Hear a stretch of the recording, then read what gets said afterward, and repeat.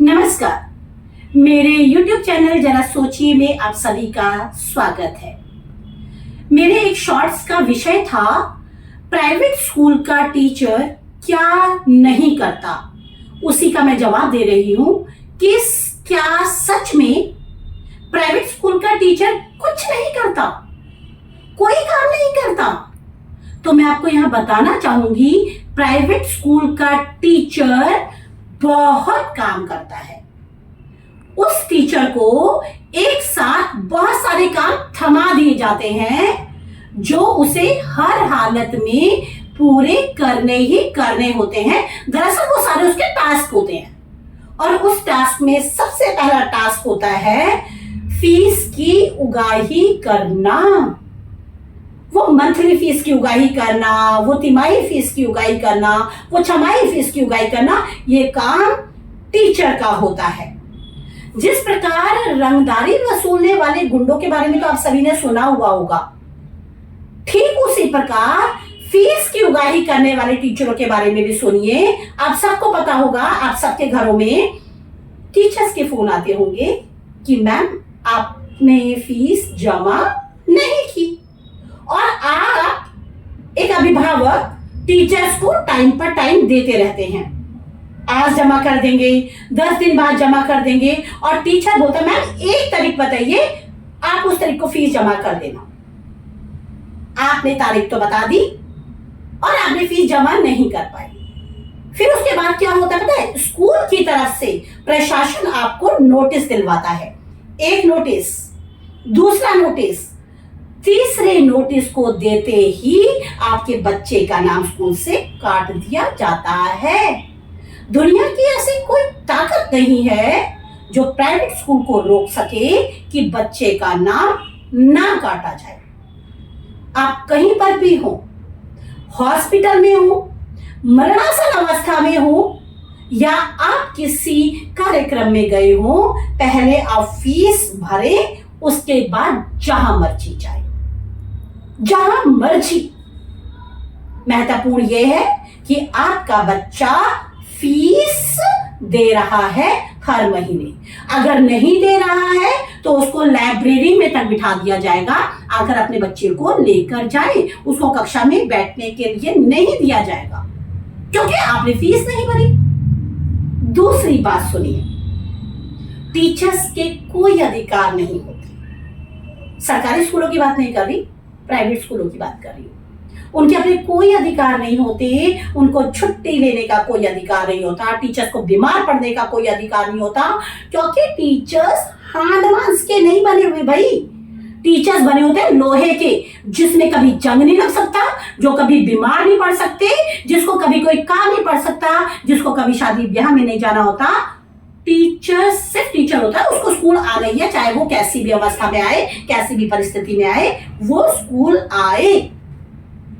और अगर भूल कर भी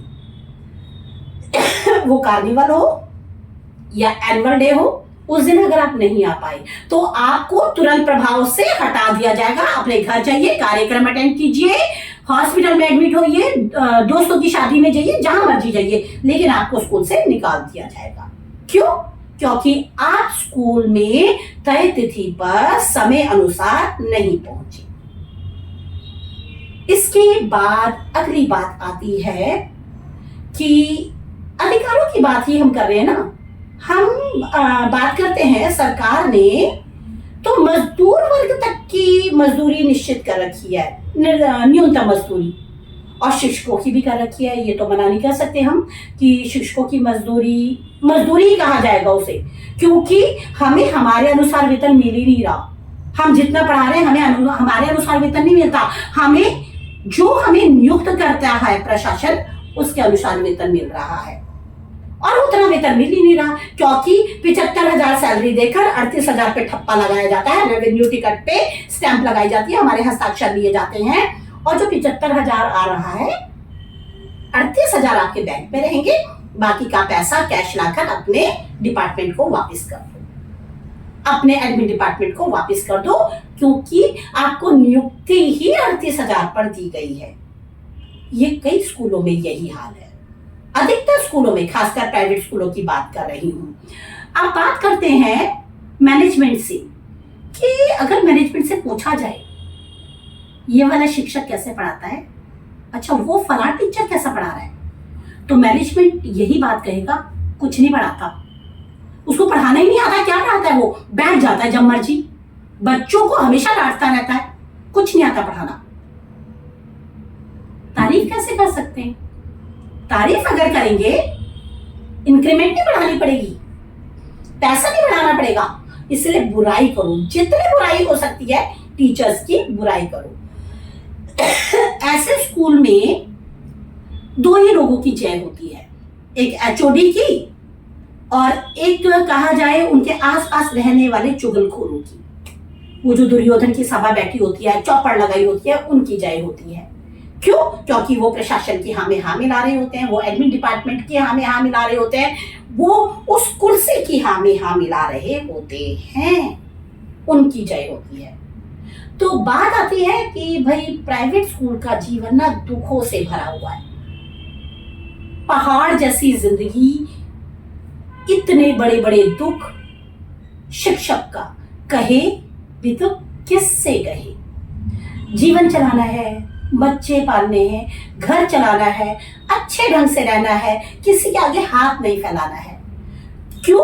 क्योंकि तुम गुलाम हो, गुलाम थे, गुलाम ही रहेंगे, क्योंकि टीचर्स की रक्त रक्त में गुलामी बसी हुई है, वो रच बस गई है, वो निकलना नहीं चाहते, वो छोड़ना नहीं चाहते, वो वहां पर चुप होकर अपनी गलती ना होते हुए भी सुनते रहेंगे।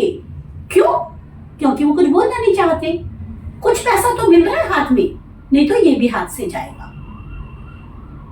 अपने कमेंट्स मुझे इनबॉक्स में दीजिएगा, मुझे इंतजार रहेगा। धन्यवाद।